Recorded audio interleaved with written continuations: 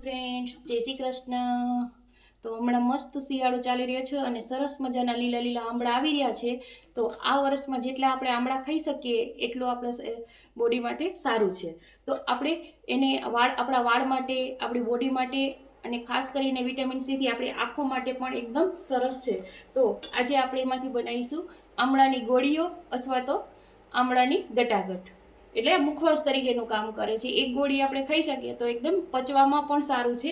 એના માટેના ઇન્ગ્રીડિયન્ટ્સ 250 ગ્રામ જેટલા આમળા લીધા છે, 250 જેટલી આખી સાકર લીધી છે.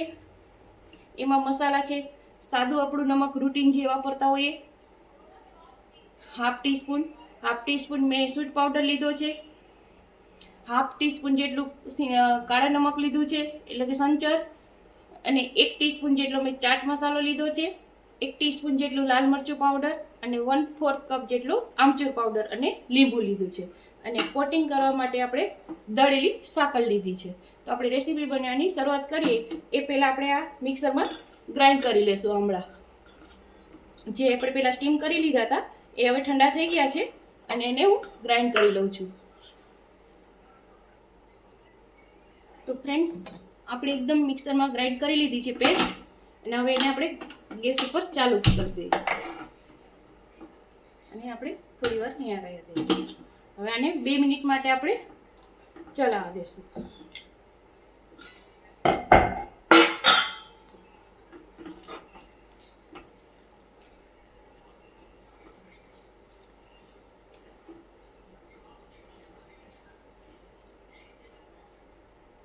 આ રીતે આપણે ચલાવીશું. 2 મિનિટ માટે જ ચલાવવાનું છે. પછી એમાં ગોળ કે સાકર આપણે જે નાખવું હોય એ નાખી શકીએ.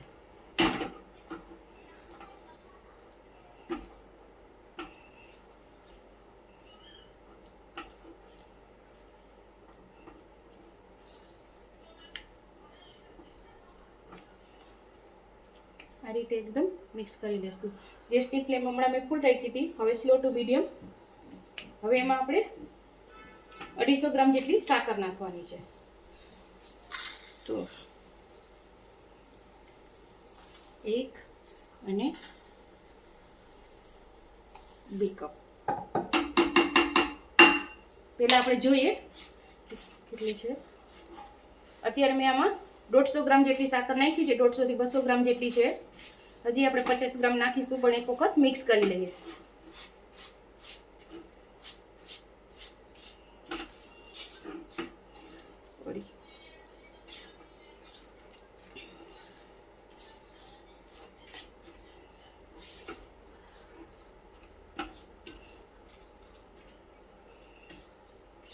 આ રીતે પહેલા મિક્સ કરી લેશું.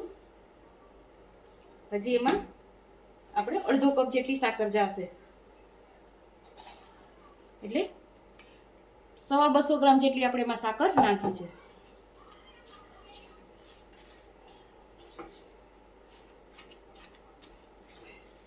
અઢીસો સામે 250 પણ નાખી શકાય, પણ આમાં બધો મસાલો હશે ચટપટો એટલે સારી લાગશે.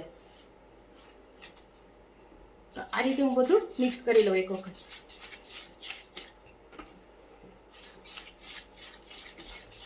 તમે જોઈ શકો છો મેલ્ટ થઈ રહ્યું છે ધીમે ધીમે. હવે ફ્રેન્ડ્સ, આ એકદમ મેલ્ટ થઈ ગયું છે. સ્લો ટુ મીડિયમ ફ્લેમ રાખવાની છે. અને હવે આપણે એમાં બધા મસાલા નાખીશું.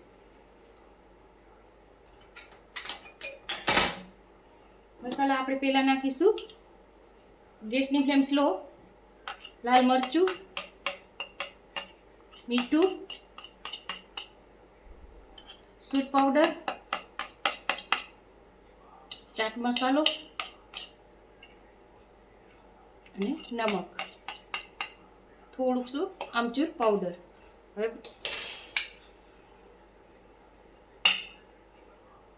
પહેલા આપણે એટલું મિક્સ કરી લઈએ. આમાં ગોળ પણ નાખી શકાય ફ્રેન્ડ્સ. અત્યારે આ બનાવીને આપણે રાખી દઈએ તો આખું વર્ષ આપણે ખાઈ શકીએ.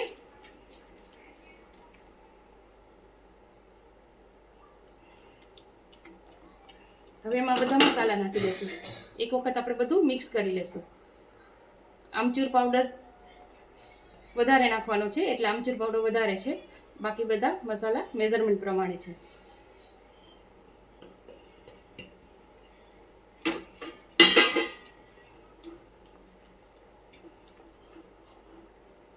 આમાં શેકેલું જીરું પણ નખાય.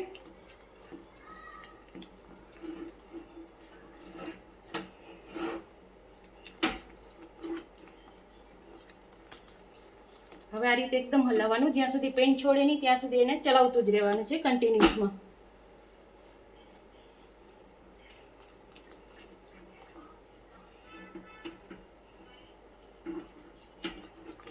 આ રીતે આપણે એકદમ હલાવવાનું છે.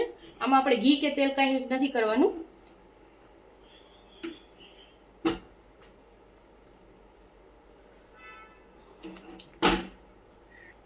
હવે ફ્રેન્ડ્સ તમે જોઈ શકો છો થોડું થોડું એ ઘાટું થઈ રહ્યું છે. હવે એમાં આપણે નાખીશું અડધું લીંબુ.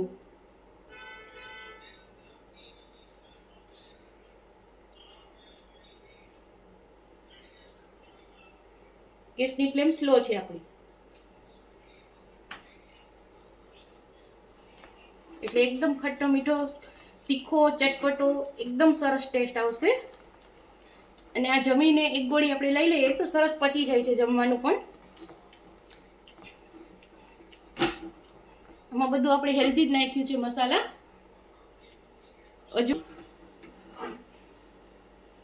અને આને ઠંડુ થવા દેશું.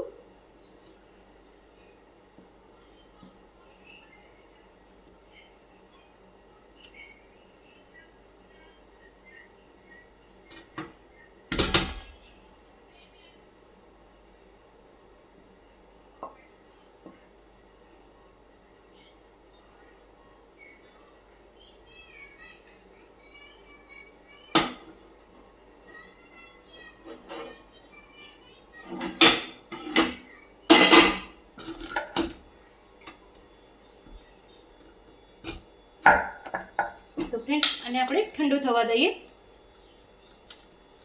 પછી આપણે એને ગોળી વાળીએ. તો ફ્રેન્ડ્સ આપણે આ રીતે આપણું મિશ્રણ ઠંડુ સરસ થઈ ગયું છે. અને સેજ ઢીલું લાગે એટલે આપણે પહેલાં સાકરવાળો હાથ કરવાનો. પછી એમાં થોડીક જેટલું આપણે જોઈએ એ સાઈઝની આપણે આ રીતે બોલ બનાવતા જવાના ગોળીઓ, અને આને આમ રગદોડતું જવાનું. એ અહીંયા આપણે આ રીતે રાખતા જઈશું. જે સાઈઝમાં આપણે જોઈએ એ રીતે આપણે બનાવતું જવાનું.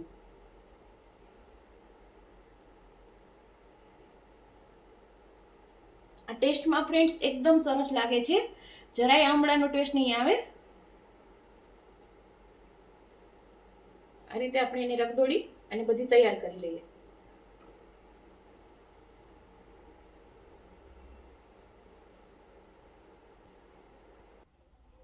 તો ફ્રેન્ડ્સ આપણી આમળાની ગોળી અથવા તો આમળાના ગટાગટ એકદમ સરસ તૈયાર થઈ ગયા છે.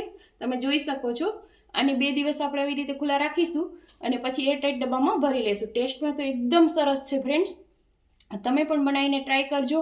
અને આ વિટામિન સી અને આયરનથી ભરપૂર છે. જો તમને મારી રેસીપી પસંદ આવી તો મારી ચેનલને લાઇક કરો, શેર કરો, સબસ્ક્રાઈબ કરો. મારો વિડીયો વધુને વધુ શેર કરો. જે નવા લોકો જોવે છે એ સબસ્ક્રાઈબ કરે.